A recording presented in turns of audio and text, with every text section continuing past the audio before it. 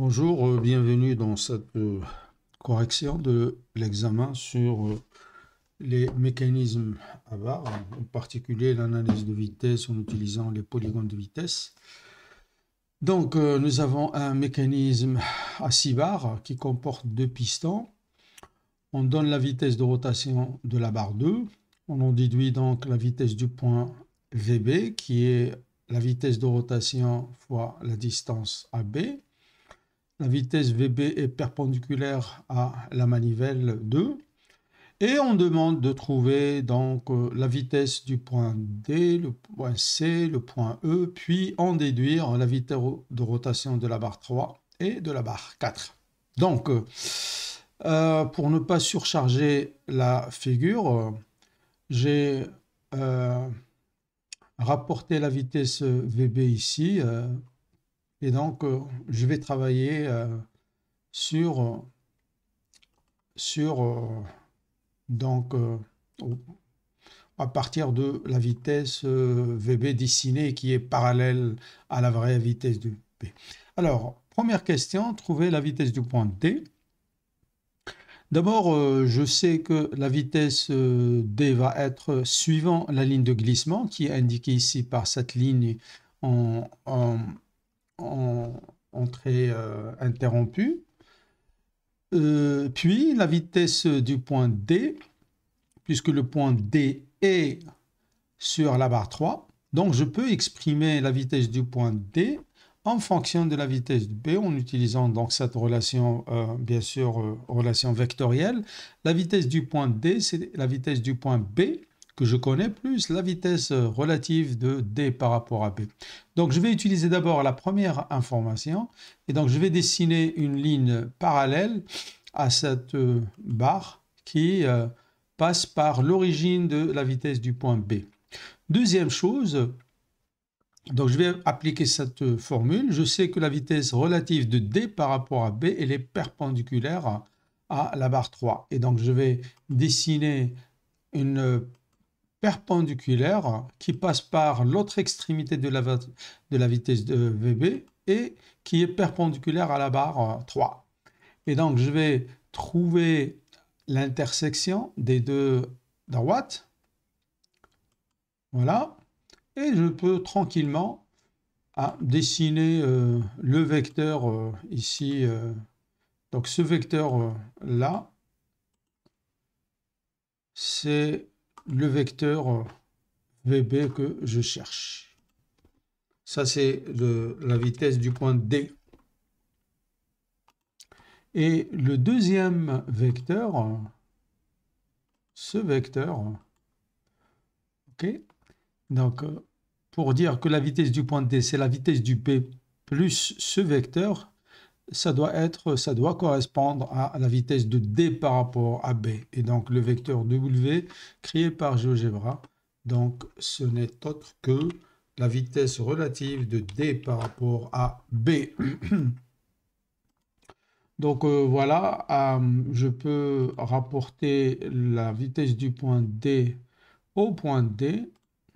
Voilà, donc je clique sur le vecteur VD et je clique sur le point D. Après, je vais donner le nom, le vrai nom du vecteur VD, comme ça j'oublie pas. Et je le mets dans une autre couleur. Donc voilà. Bien sûr, j'aurais pu utiliser l'équiprojectivité, mais dans l'énoncé, on me dit ne pas utiliser l'équiprojectivité. À la limite, ce que je pourrais faire, c'est vérifier l'équiprojectivité. Ça veut dire que si je projette VB sur la barre 3 et VD sur la barre 3, je trouve le même vecteur. Alors maintenant, on va essayer de trouver, de répondre à la deuxième question. Donc, pour trouver la vitesse du point C, on va appliquer le même principe. C est aussi sur la barre 3. Et donc, je peux exprimer la vitesse du point C en fonction de la vitesse du point B ou bien de la vitesse du point D, puisque je la connais maintenant. Donc, on va procéder de la même manière. La vitesse du point C, c'est la vitesse du point B plus la vitesse relative de C par rapport à B. Or, je sais que la vitesse du point C par rapport à B, c'est la distance qui sépare les deux points fois la vitesse oméga 3 que je ne connais pas. Je ne connais pas encore. Mais je sais aussi que la vitesse relative de D par rapport à B, c'est la distance qui sépare les deux fois oméga 3. Et donc, je peux éliminer oméga 3 entre les deux. Et je trouve que la vitesse du point C par rapport à B, c'est la vitesse du point D par rapport à B que je connais, fois la distance CB divisée par la distance DB. Et donc là, ce point-là, je sais qu'il s'appelle O', j'ai déjà vérifié. Et donc, on va faire translation. Translation de quoi? Du point extrémité de VB qui s'appelle O'. Et je vais dire que c'est le vecteur VDB que je connais fois la distance C virgule B. Ça veut dire la distance qui sépare C et B divisé par la distance qui sépare D et B. Et donc voilà mon point. Ça va être l'extrémité de la vitesse CB si l'origine est là. Et donc là, je peux dessiner le vecteur ou bien écrire une commande. Voilà, donc de là à là, c'est la vitesse relative de C par rapport à B. Donc, je vais l'écrire. Donc, ça, c'est VCB. VCB. Je vais mettre un peu d'ordre. Donc, le VDB, c'est le vecteur un peu plus long. Et VCB, elle est là. Je vais cacher cette droite. Ça aussi, j'en ai plus besoin. Et puis, je vais dessiner un vecteur qui va être mon vecteur VC. Voilà. Donc, je vais le mettre ici comme légende, VC. Et je vais rapporter le vecteur là où c'est un sens. Donc, je l'appelle VC. Au point C, j'ai une vitesse VC. Donc là aussi, je peux vérifier que la projection de la vitesse du point C sur la barre 3 correspond à la projection de VB et VD sur la même barre. Donc voilà, nous avons trouvé la vitesse du point C. Alors reste maintenant à trouver la vitesse du point E. C'est la même chose.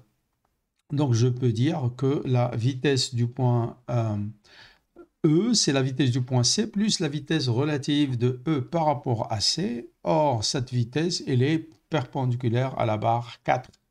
Je vais dessiner à partir donc de l'origine de la vitesse du point C, une droite qui est parallèle à la verticale ici, hein, la ligne de glissement du point E. Voilà. Et à partir de l'extrémité de VC, je vais dessiner la perpendiculaire à la barre 4.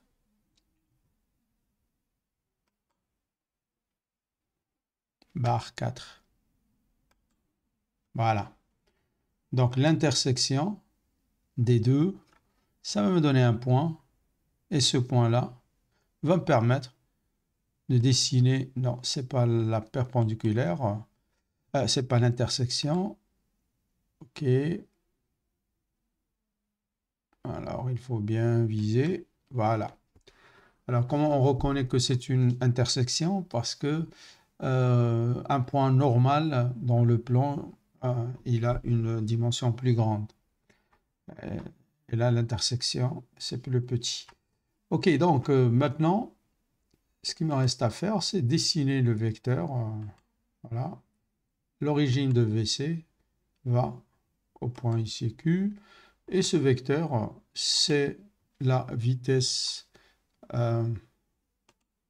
je vais le mettre ici, c'est la vitesse du point E. Voilà. Et bien sûr, j'ai la même formule que là. La vitesse du point E, c'est la vitesse du point C plus la vitesse de E par rapport à C. Et donc, le vecteur qui va de l'extrémité de VC à l'extrémité de VE, c'est la différence des deux vecteurs et qui est en fait VEC. Vitesse de E relativement à C. Voilà. OK. Et donc, je vais pouvoir dessiner le vecteur VE au point E. Voilà. Et ce vecteur, je vais l'appeler VE. Donc là aussi, je peux vérifier l'équiprojectivité. J'aurais pu utiliser l'équiprojectivité. Et donc, la vitesse du point E projetée sur la barre 4, c'est égal à la vitesse du point C projetée sur la même barre. Alors maintenant, il me reste à trouver oméga 3 et oméga 4, ou bien la vitesse de rotation de la barre BCD et la barre CE. Et donc, j'ai déjà préparé un texte. OK, donc, je vais commencer par le oméga 4, oméga 3 plutôt. Donc, il y a deux façons de trouver le oméga 3, puisque je connais la vitesse relative de C par rapport à B et de D par rapport à B. Donc, je peux utiliser ces deux vecteurs pour trouver oméga 3. Donc, oméga 3, c'est la vitesse relative de C par rapport à B divisé par la distance CB. Ou bien, c'est la vitesse relative de D par rapport à B divisé par la distance DB. D'ailleurs, je peux très bien essayer de trouver une valeur numérique. Donc, je peux dire oméga 3, c'est égal à abs VCB. VCB, c'est le module du vecteur VCB divisé par la distance C, B. Voilà. Et donc, je trouve une valeur de 0,83. Attention, ce n'est pas en radians par seconde parce que il faut calculer d'abord le facteur d'échelle. Donc, un vecteur d'1 mètre par seconde, quelle est sa longueur en centimètres, en unité, bref. OK? Donc, si j'utilise la deuxième formule, est-ce qu'on va tomber sur, je vais l'appeler oméga 3, 2. Donc, on va travailler avec la vitesse relative de D par rapport à B. Et donc, je divise par la distance de D et de B. Et bien sûr, comme on s'y attendait, on va trouver exactement la même valeur. Pour la vitesse oméga 4, c'est simple. Donc, oméga 4, on va utiliser le vecteur relatif VEC. Et donc, voilà la formule. Oméga 4, là voilà, c'est VEC sur EC. Donc là aussi, je peux trouver une valeur numérique. Oméga 4 égale à abs. Donc le vecteur s'appelle VEC. Et je divise par la distance E, C. Et là, je trouve 1,1 unité.